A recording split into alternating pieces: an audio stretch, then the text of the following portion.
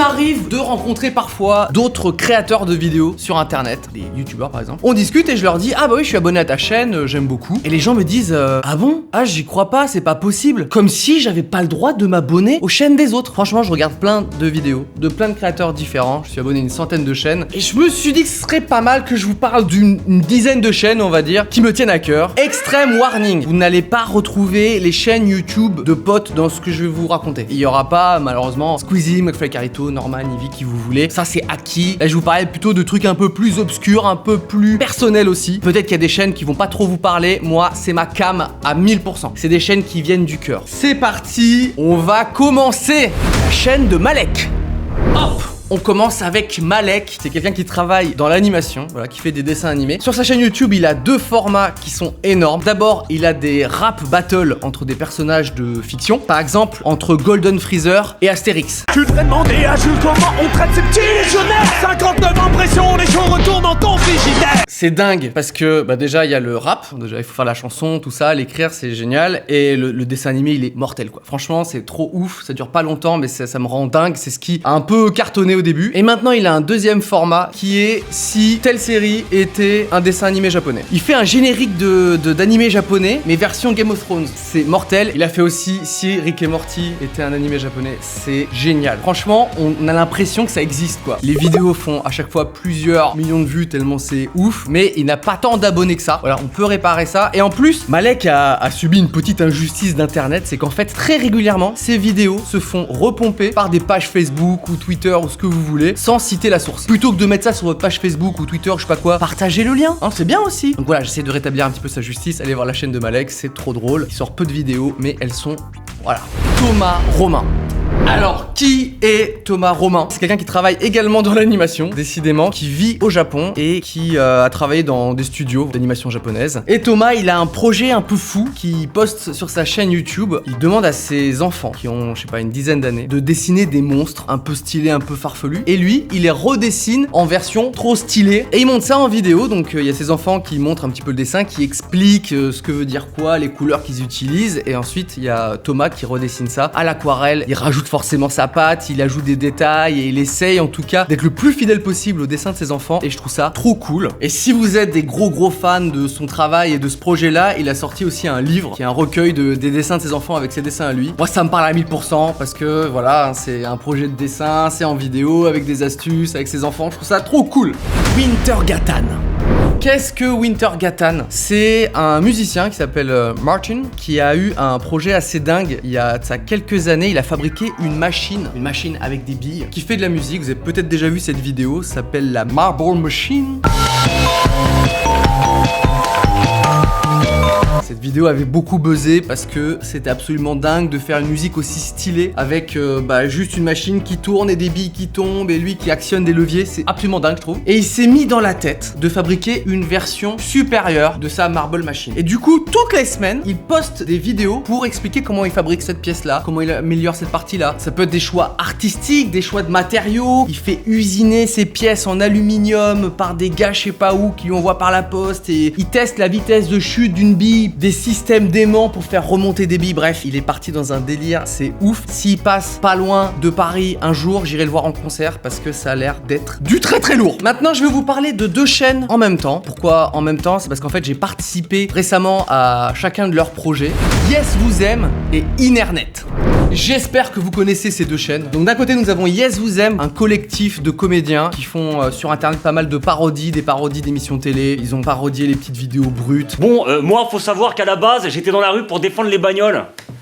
Bah ils ont fini par me rouler dessus. Parodie les vidéos youtubeuses et ça joue trop bien, il y a plein d'idées. Et là ils ont tourné une web série qu'ils vont poster sur leur chaîne YouTube qui s'appelle Abonne-toi. Donc c'est l'histoire du collectif Yes Vous Aime qui va essayer de gagner de plus en plus d'abonnés. Et ils m'ont fait participer à leur petite série, j'ai hâte que ça sorte, je pense que c'est pour dans pas très longtemps. Et d'un autre côté nous avons Internet, c'est comme Internet mais sans le T. Une chaîne YouTube créée par Benoît Blanc et Mathias Girbig. Benoît Blanc que vous avez vu par exemple dans les vidéos de McFly et Carlito, c'est lui qui a fait le juge du dernier YouTube Warrior par exemple. Et ces gars là c'est des fous. Ils font de l'humour vraiment absurde, ils font des sortes de fausses interviews, ils font un peu tout et n'importe quoi. Vous allez la porter en short ou en veste, votre veste?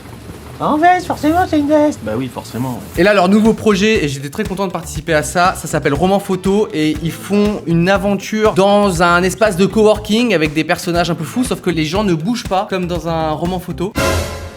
Elle flirte avec Marcus. Ça va aller? Au calme. Je vous laisse découvrir Roman Photo, mais aussi toutes leurs autres vidéos. Yes Vous Aime et Internet, c'est vraiment deux chaînes d'humour français. Ça n'a pas encore explosé, mais ça mérite, à mon sens. C'est de l'absurde, c'est du réfléchi quand même, c'est de l'intelligence, c'est du travail, c'est de la qualité, c'est tout ce que j'aime bien dans une vidéo YouTube finalement. Simone, on reste dans l'absurde avec la chaîne YouTube de Simone, voilà, je sais pas comment prononcer son nom de famille, donc on va juste l'appeler Simone, qui est une Suédoise qui fabrique des robots absolument débiles. C'est des robots qui ont une utilité, mais ils sont fabriqués de sorte à ce que ça parte en vrille. Un de ses grands succès, c'est par exemple son réveil, qui met des baffes pour te réveiller. Elle a fait aussi une machine pour s'essuyer les fesses avec une perceuse, donc autant va dire que c'est peut-être un peu trop efficace. Une machine pour se brosser les dents, une machine pour boire des soupes. Et heureusement, ça ne marche jamais. C'est ça finalement sa spécialité. Petite précision, les vidéos sont en anglais, mais pas besoin de parler anglais pour voir une machine qui ne fonctionne pas, et puis c'est très souvent sous-titré. Ce qui est aussi fascinant, sa vie n'a aucun sens. Elle a vécu dans un bateau, elle a participé à des tournages de séries en Chine, parce qu'elle parle un petit peu chinois. Sa voiture ressemble à un fromage. En fait, c'est un peu un personnage de dessin animé, on a l'impression. Malheureusement, elle a peu sorti de vidéos récemment, parce qu'en fait, elle a eu une tumeur au cerveau. Elle s'est fait opérer, et visiblement, voilà, les nouvelles sont pas encore très bonnes. Donc moi je lui souhaite un très bon rétablissement. Beaucoup de force à Simone, merci pour ce que tu fais, courage. Thomas Gauthier.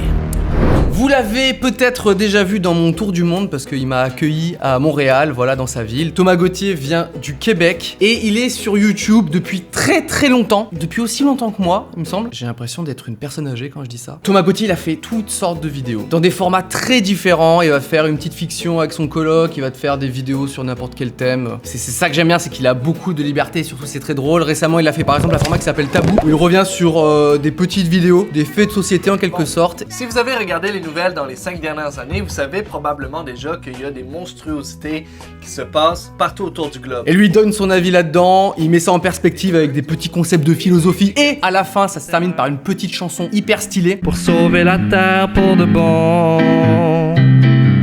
y a pas 10 000 solutions.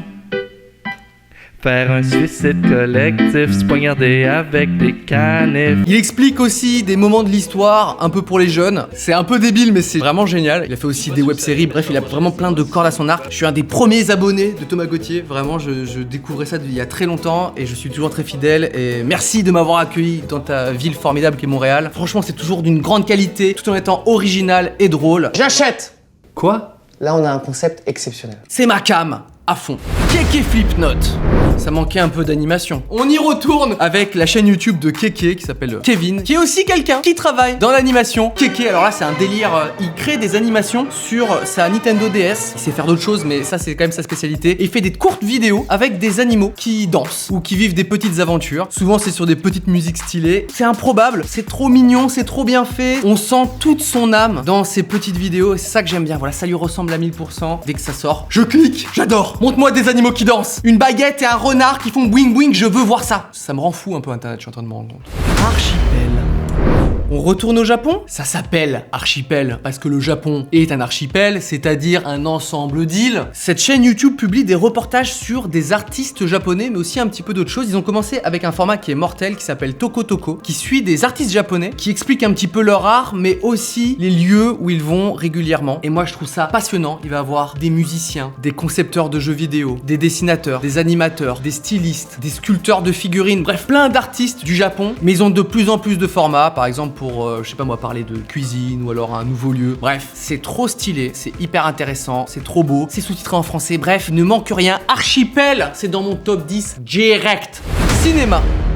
Vous aimez le cinéma? Moi j'aime beaucoup le cinéma. Connaissez-vous Cinéma avec un S au début? C'est une chaîne YouTube qui parle de science et de cinéma. Le créateur de cette chaîne qui s'appelle Jean-Baptiste va prendre une thématique dans le cinéma qui va essayer d'expliquer par la science. Par exemple, il vient de sortir là il y a pas longtemps, est-ce que c'est possible de créer de l'énergie avec des cris des enfants? Par rapport au film Monstres et compagnie de Pixar, c'est des monstres qui vont faire peur aux enfants pour remplir de l'énergie pour la ville. Ou alors il va parler de mécanique des fluides, comme ça ne fait pas bander mais c'est absolument ouf, pour expliquer comment ils ont réussi à faire de l'eau hyper réaliste dans Pirates des Caraïbes. C'est c'est drôle, c'est bien fait. Franchement, il y a plein de graphismes, de montage, c'est ouf le travail sur cette chaîne. J'adore l'eau. Dans 20 ans, il n'y en aura plus. C'est le genre de vidéo qui te donne envie de t'intéresser au cinéma ou à la science et qui te donne envie de revoir des films et qui te fait rire. Japan Thing. Oh putain, on va reparler du Japon. Je suis désolé. Pour ceux qui ne sont pas sensibles au Japon, comme je le suis moi, ce top n'a aucun sens. Mais je suis désolé, je suis obligé de vous parler des publicités japonaises. Les publicités japonaises, c'est un délire de gens qui consomment de la drogue, qui font une publicité, et il y a des gens qui sont drogués avec cette publicité. Ça n'a pas de sens. Je trouve ça tellement drôle et intéressant et très très bizarre. Du coup, il y a des chaînes YouTube qui compilent des publicités japonaises. Toutes les semaines, tous les mois, vous avez des publicités japonaises en vrac, comme ça, pendant 10 minutes, et tu dis waouh, qu'est-ce qui m'arrive? Ça me fait voyager, j'ai l'impression de retourner au Japon. Si vous voulez des nouvelles sensations, c'est pas mal. Freddy Gladieux. Vous avez peut-être déjà vu ces vidéos absolument débiles à Freddy. Il a fait des petites vidéos qui sont devenues assez connues, par exemple le Salt Bae là qui envoie de la viande. Peut-être vous avez déjà vu ça. Qu'est-ce que tu fais? Il a fait les voix aussi pendant un match de foot. Pogba pour Pavard. Pavard. La touche de Pavard. Blessure de Pavard. Il aime bien interagir avec d'autres vidéos ou les décortiquer, mais parfois il va dans des délires qui n'ont plus aucun sens. Par exemple, il décortique les sports aux Jeux Olympiques d'hiver. Skeleton?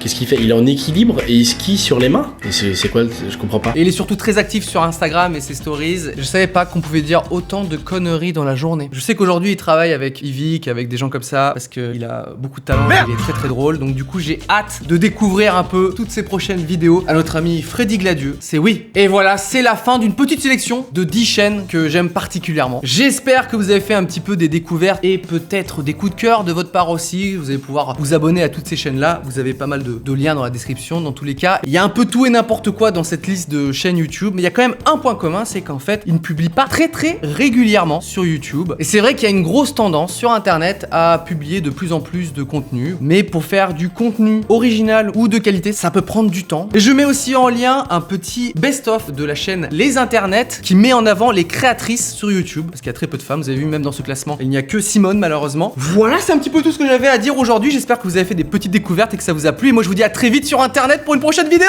Au revoir.